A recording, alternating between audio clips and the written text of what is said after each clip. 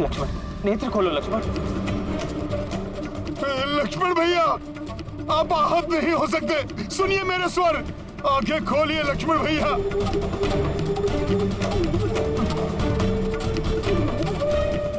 लक्ष्मण,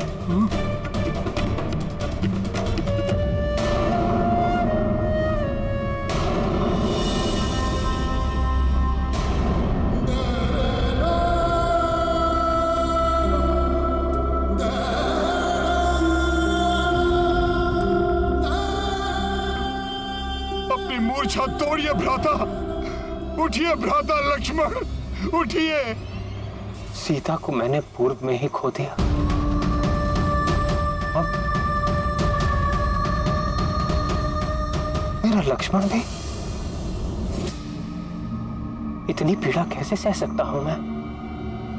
दुष्ट मेघनाथ इतनी सरलता से मेरा शरीर, मेरी आत्मा के अन्य भागों को कैसे विभक्त कर सकता है? उठो लक्ष्मण, मैं कह रहा हूं उठो लक्ष्मण।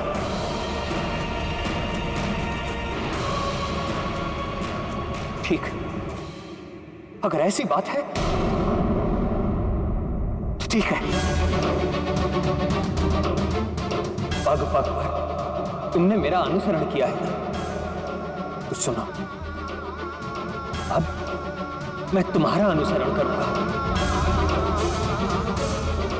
तुम्हारे पीछे पीछे मैं भी ये लोग चलाऊंगा, मैं भी ये लोग चलाऊंगा, मैं भी ये लोग चलाऊंगा।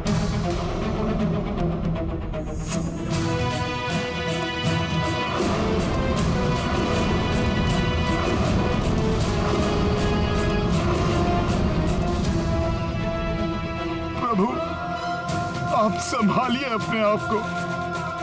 संभालने को शेष क्या है हनुमान? दुष्ट मेघनाथ ने मेरा सब कुछ नष्ट कर दिया। पहले सीता, अब मेरा लक्ष्मण मुझसे छीन लिया। अब इस युद्ध में भी विजय का क्या लाभ? किस मुख से अयोध्या जाऊंगा हनुमान?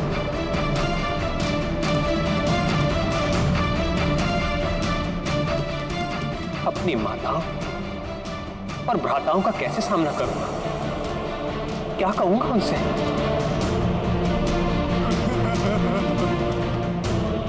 कि मैं अपनी भार्या और अपने अनुज लक्ष्मण की रक्षा भी न कर सका। अब ये युद्ध ही नहीं, मेरा जीवन भी निरर्थक है।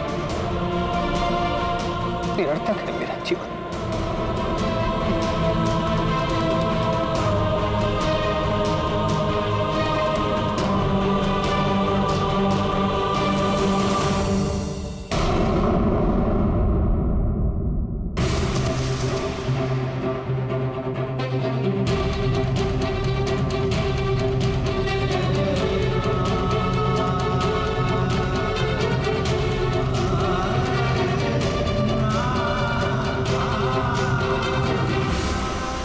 नहीं प्रभु, आपका जीवन कैसे निरर्थक हो सकता है?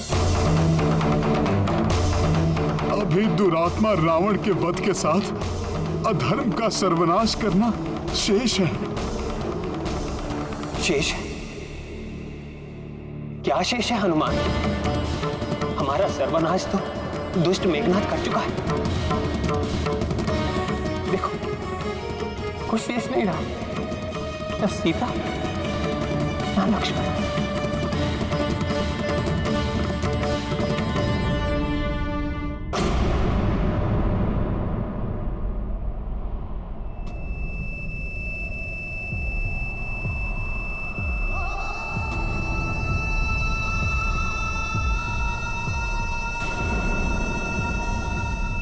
जब तक प्रभु श्री राम और उनका नाम है, संसार में सब कुछ है।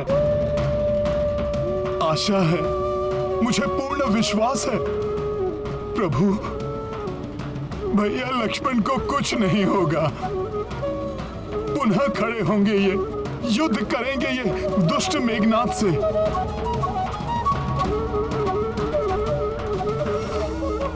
और लक्ष्मण भैया उसका अंत करेंगे प्रभु। प्रभु, आप ही से सीखा है कि विजय सदैव धर्म की होती है और इस बार भी होगी। भ्राता लक्ष्मण का उपचार संभव है प्रभु।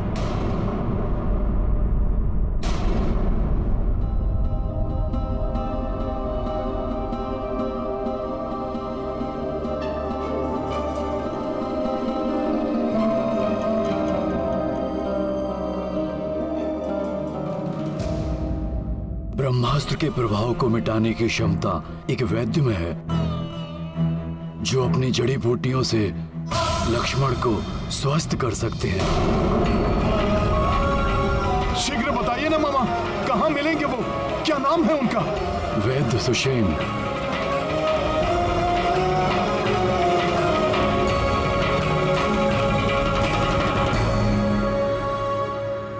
लंका निवासी, लंका के राज्य वैद्य हैं वो।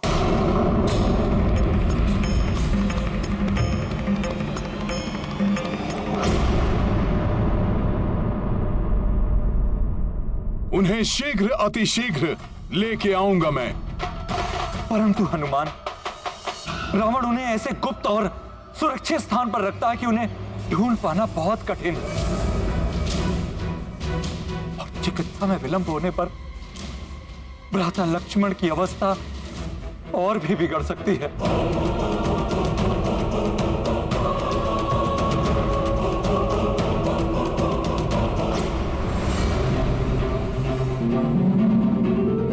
जब प्रभु श्री राम का नाम मेरे साथ है तो कठिनाइयां भी स्वतः दूर हो जाएंगी।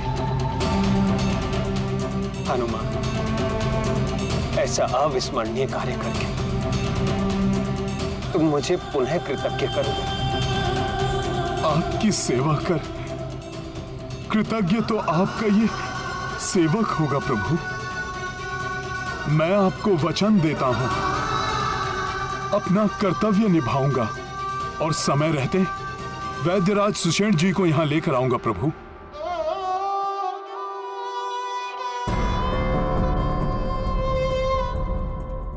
मेरा आशीर्वाद तुम्हारे साथ है हनुमान।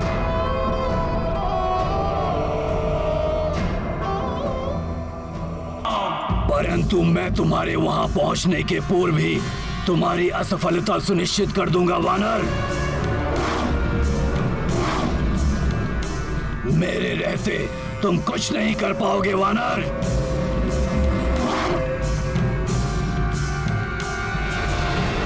रावण ने वैद्यराज सुषेण जी को लंका में कहीं छुपा रखा होगा। हनुमान उन्हें ढूंढ ही लेगा।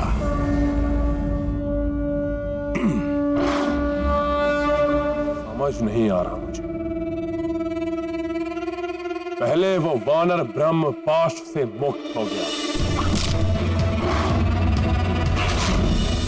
फिर नागपाश भी कोई अहित नहीं कर सका उन वनवासी भाइयों का। वो बार बार जीवित कैसे बच जाते हैं? अब चिंता मत कीजिए पिताश्री। यदि वो वानर हनुमान दक्षवैद्य सुषेण को ढूंढने के लिए लंका में प्रवेश करता है, ना तो वो सुषेण जी के पास पहुंच पाएगा और ना ही लंका से वापस जीवित लौट पाएगा।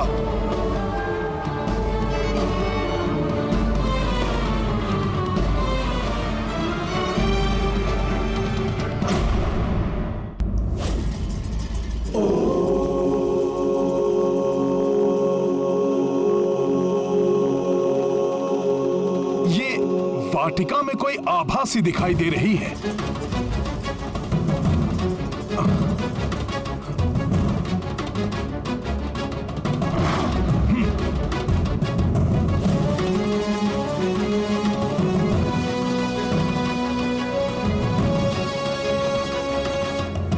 माता, माता, माता सीता।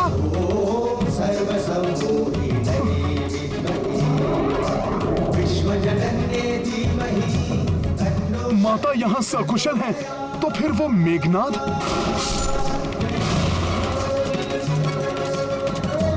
अभी देखता हूं।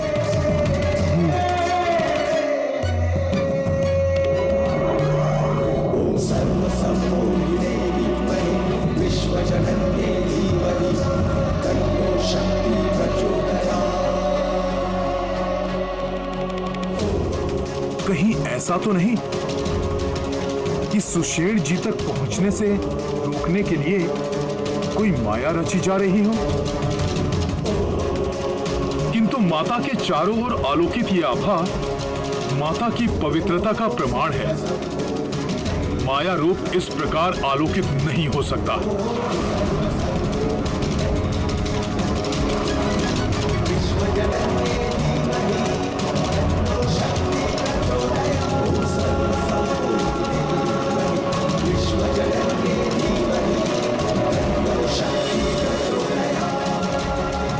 प्रणाम माता। अब मुझे प्रस्थान करने की आज्ञा दीजिए।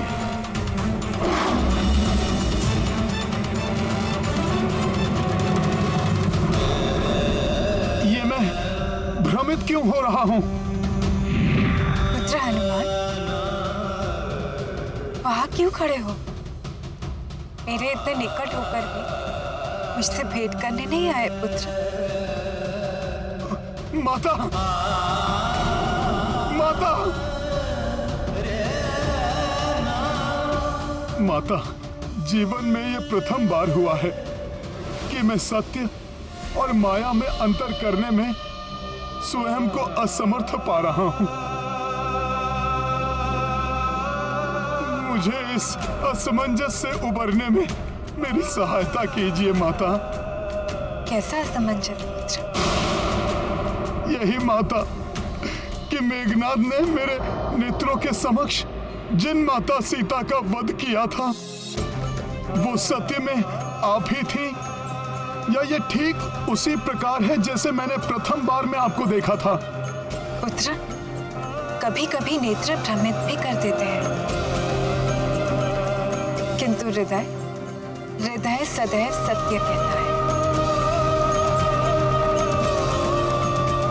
अपने हृदय की सुनो पुत्र। मेरे हृदय का तो कोना कोना कह रहा है कि सत्य में आप ही माता सीता हैं। पूर्णतया सकुशल हैं आप। पुत्र, हृदय सत्य का दर्पण होता है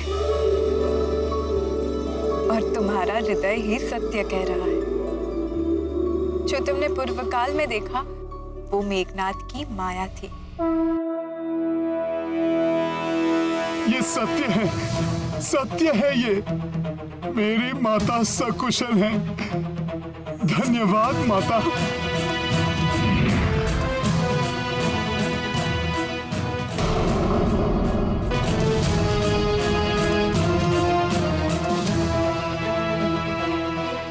नहीं, मैं इस प्रकार आपसे नहीं मिल सकता।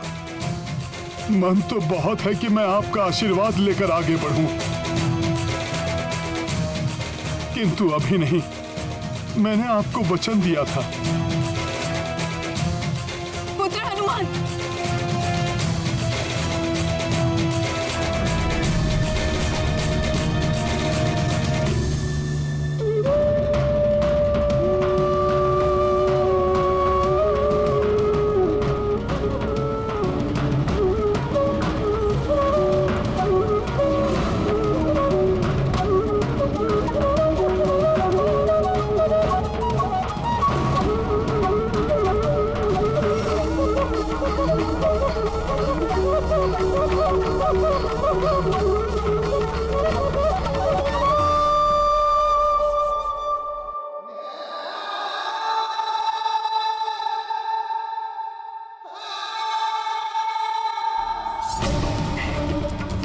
तुम मेरे समक्ष नहीं आ सकते हो पुत्र, किंतु मैं तो तुम्हारे समक्ष आ सकती हूँ।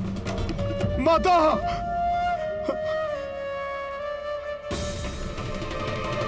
माता, वे माता। क्या हुआ पुत्र? तुम इतने दुखी क्यों हो पुत्र?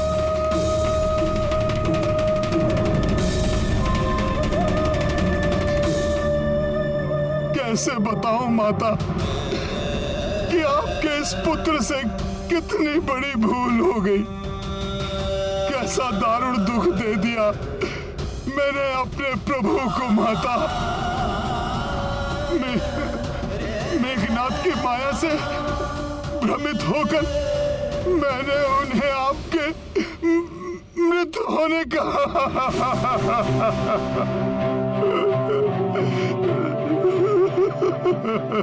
मुझे सब ज्ञात है हनुमान।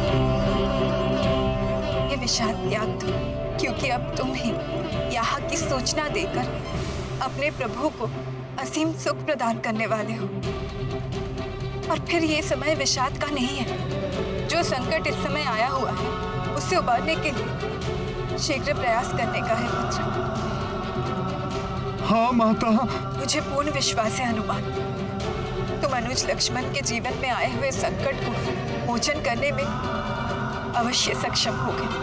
माता, आपको सकुशल देखकर मुझे परिस्थितियों के अनुकूल होने का संकेत मिल चुका है माता। माता, मेरे भीतर एक नई शक्ति का संचार हो गया है। अब मैं सुषेण जी को ढूंढने में अवश्य सफल हो जाऊंगा। सफल मनोरथ भव पुत्र। प्रणाम माता। जग में कभी संकट मोचन नाम तिहारो, तो नहीं जानत है जग में कभी संकट मोचन नाम तिहारो, तो नहीं जानत है जग में कभी संकट मोचन नाम तिहारो, तो नहीं जानत है जग में कभी संकट मोचन नाम। कुछ असाधारण सा प्रतीत हो रहा है। यहाँ पर कोई द्वार, कोई प्रासाद, कोई आश्रम जैसा तो कुछ दिखाई नहीं दे रहा है। ना जाने कहाँ रहते हैं सुषेण जी। कहाँ ढूंढूं, कैसे ढूंढूं उन्हें। समय भी व्यतीत होता जा रहा है।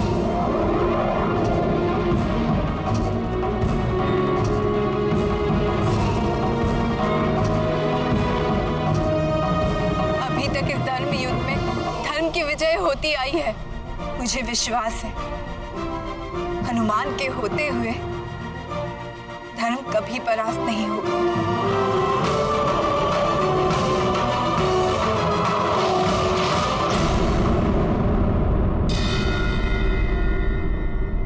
हनुमान, रावण उन्हें ऐसे गुप्त और सुरक्षित स्थान पर रखता है कि उन्हें ढूंढ पाना बहुत कठिन। उस समय भी कठिनाई तो बहुत आई थी, लेकिन प्रभु श्री राम का नाम लेते ही माता सीता को मैंने ढूंढ लिया था। आज भी प्रभु का नाम ही मार्गदर्शन करेगा मेरा। जय श्री राम! जय श्री राम! जय श्री राम! ये क्या? मेरा स्वर कहीं से टकराकर परिवर्तित होकर मेरे ही पास आ रहा है। जय श्री राम!